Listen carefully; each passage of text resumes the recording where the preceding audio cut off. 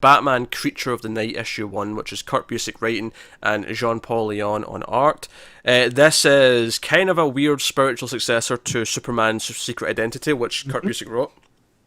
That story, of course, was about Superman, or a person called Clark Kent in the real world, in the Prime universe, if you will, who is named Clark Kent. He hates his name because everyone makes Superman jokes about him, because it's in a world where Superman exists as a fictional character. But then one day he gets superpowers, and it's kind of about this examination of what happens if someone really gets those powers, and it plays with all that thing. This is kind of in that vein. It's not the exact same thing. It's not the person becoming Batman for real per se, but you've got this character who's named Bruce Wainwright, who loves Batman. Actually, that was the first big difference for me. Is he loves Batman. He's into the comics. He's reading all these issues. He's into it.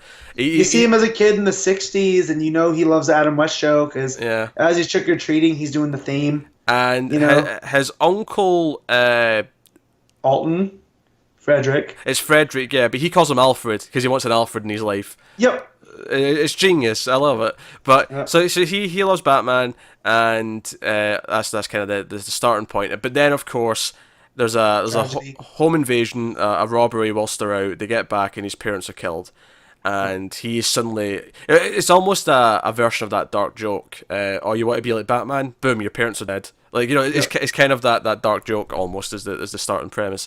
But the story's a lot about how his uncle tries to deal with it, but he doesn't take him in. He's not ready to be like a new father. He gets sent to a sort of boarding school, all this stuff.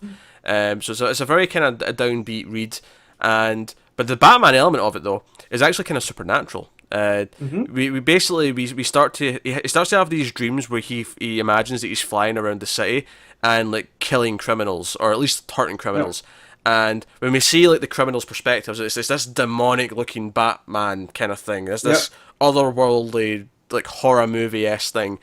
And basically by the end of the issue, you're getting the sense that this is kind of like his subconscious is kind of like manifested into an actual sort of bat demon. Batman. Yeah, Bat Demon. There you go.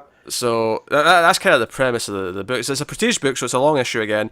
Honestly, I love this a lot. My only complaint of the entire issue is that the lettering on the Alfred narration is hard to read. Is a rough read, yeah. Yes, I agree. It's cursive, but not quite. Like, I don't know why we couldn't just have regular, notes. Like, I know it's supposed to be from his journal because that's part of the theme. Is it bounces between Alfred's journal and Bruce's journal. But yeah. There was some things. I liked it when it goes to Bruce. It's a more kiddie kind of writing, but you didn't have to go as extreme with Alfred to make that distinction. You could have just had nice normal text for Alfred and then kiddie writing for Bruce. That'd have worked fine. Exactly. that'd fine. And I liked some of the subtleties there that were at play with Uncle Alfred. He says he's the only kin that he has, and that's why he spends so much time. It's actually his great uncle. It's his mom's uncle. But then you get this hint that he can't take in Bruce because of his lifestyle. And, it's the late 60s. And I felt like Uncle Alfred was gay, but it wasn't accepted. And so he couldn't have this kid living with him.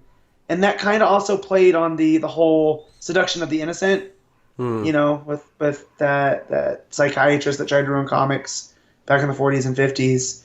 So I thought that was a smart play there because it also gives Bruce the sense of isolation. Like, Uncle Alfred doesn't want him there, but he does. He can't, but he can't explain that to this 10-year-old. Yeah. Or how about the touch that the police officer that deals with them after the crime is named Gordon Hoover. It's his first name Gordon, but Officer Gordon. But he keeps calling him Officer Gordon, and he's like, no, Hoover. Officer Hoover. Officer Hoover. That was a nice touch. It's a nice touch. I think it's a great. What this book is for me, it's basically an examination of how this kid can't deal with this grief. So obviously it's making it literal, but it's how like kids sort of escape into their fantasies. I remember there was a great webcomic. It was like a one-page thing a few years ago. It was someone who had been abused as a child drew a comic sort of showing how he escaped that, and it was like Doctor Who taking him into the TARDIS.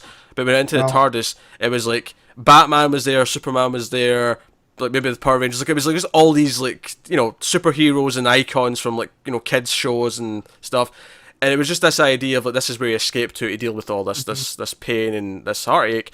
And I feel like this is kind of taking that and making it this literal thing where he's escaping into his fantasy to escape from it, and it's actually having an effect in the world. It's almost what every kid wants to happen when they fantasize about something, where it's like, no, I want this to just happen. But no, it's great. Also, there's just some great little touches where he goes to the zoo and the bats all break out the window, so he has his kind of like surrounded by bats moment. Yep, and it surrounds him, but nobody can figure out why it broke, and they're all blaming him for breaking the glass. But he's like, no, the glass broke from the inside, like it was on the outside by me. That's a clue. Like Batman could figure this out. Yeah, like, he's been a detective. He's like, no, this doesn't add up. And just all that stuff. And when he starts thinking about the Bat Demon and like the name of his parents' killer just comes to him, and so he goes to the police, and they're just like, well, we can't just follow up a lead on a guess, kid. So the Bat Demon goes and finds this guy and attacks him and gets him in the lineup and stuff. So I'm kind of wondering where this is going to go, because at first I'm like, well, this is all too out there if this is supposed to be the real world. But then I remember Secret Identity was about a man in the real world with Superman's powers, and it never really explains it. Yeah. He just has them. It's just not important to the story to explain it. Yeah. But I always look at Batman because it's so grounded in the real world. Like, I feel like it needs to do the Nolan thing, but it doesn't. Like, that's just my baggage I'm bringing in. That said, it's not going to make or break this book, because this was fantastic. Like, again, it follows up Secret Identity. Perfect. Like, it's just take on the Batman character. I think what I like about just going to the idea of the fantasy thing is like just the idea that like actual Bruce was this. I mean, not the Bat stuff specifically, but just the idea of like hunting down the criminals and getting revenge. Mm-hmm. Like, yeah, obviously he grows up to not have those ideas because he wants to be better. He wants to be a better person. He wants to have justice and not be a killer. But I think Bruce, like, in the day after his parents are murdered, damn right he's imagining breaking the necks of the people who did this. Yep. Like, just this is the normal... that's the whole Green Lantern issue of Metal was. Yeah. Right? So, yeah. You mentioned the first time he has the fantasy about the Bat Demon, it's a POV shot. The colouring changes, right? And everything's like goes to this sort of orangey, sort of almost like blood vision kind of thing. Yeah. Subtle, but not like. And you see the sort of claw kind of come into like one of the shots. It feels like a POV, and then you get that full page spread of just the giant bat shadow covering the street. And it is glorious. Obviously, the art. John Paul Leon's a fantastic artist. He's got a very kind of specific style, very inky, a lot of blacks. I like it a lot. I first discovered him. There was 2 issues of Batman. It was like a fill-in 2-issue arc in the middle of Snyder's run. Oh no, sorry, it was Detective. It wasn't Batman. It was Detective. Yeah. It was a 2-issue story about a villain at an airport. I can't remember it too specifically. But it was a really, really cool little 2-issue thing. I think it was in the middle of Manipul's stretch. Okay, that's why I didn't read it. That makes sense then. But it was really good. It was really, really good. And I really liked his art in that. It was really sort of moody, and it worked really well for Batman. And I think here it's working really well, cause especially since he's kind of emulating an old school kind of style. Because it starts with that page from like an old Detective Comics issue. With the new narration over it, and I feel like it sort of continues that style. It's a little bit different, of course, as it goes, but it continues that style, and it kind of captures the bleakness of the kid's world. Here, I love it. It flashes through what he's doing with his life, and you see him like he goes to Paris on a trip because Alfred doesn't kind of want him there, and you see him like dancing with a girl at this like junior high formal thing or whatever, and like he looks so miserable. And I love how it does that with very little detail in the face. It's a very simplistic facial style, but you still get the emotion going across, Well, and he says that he also learned to be polite. So, he's learning how to deal with things that he doesn't want to deal with, but with a smile. So I like that. I also like that they went and learned horseback riding in Arizona, and instead of making him feel things, they just gave him activities. And there's this constant line that the psychiatrist doesn't listen to him. It's like, yeah, he's sitting there, but he's listening, but I don't think he's hearing me. Or he's hearing me, but he's not listening. And I like that, because as a kid dealing with all this grief, you have to think, like, nobody understands you. And that just drives that home. Yeah, and of course he's dreaming about his parents, which again has like an old school comic art look to it. Yep. Well, and then he can't remember his parents' faces, so they appear as Martha and Thomas Wayne from the old Batman comics, which I thought that was another. Yeah, it's almost this kind of thing, but eventually the memories start to fade. But he can keep looking at them in the comic books. He can keep seeing them. Yeah. So that's kind of how he pictures them. He pictures them as these two rich people when they're not rich at all. They were, middle class, kind of normal. They were okay. Yeah, working family. Yeah, his dad was a manager of a what do you say, like an insurance company and stuff. Yeah, no, great all around. Like the art, like you said, and I'm excited to see where it goes because where it left off with Uncle Alfred. Talking about how it was only going to get worse when he becomes actual law enforcement. So we'll see. Yeah, because he obviously keeps going back to the police station to ask about his parents' case, and it's just kind of like, kid, there's like very little is going to happen here.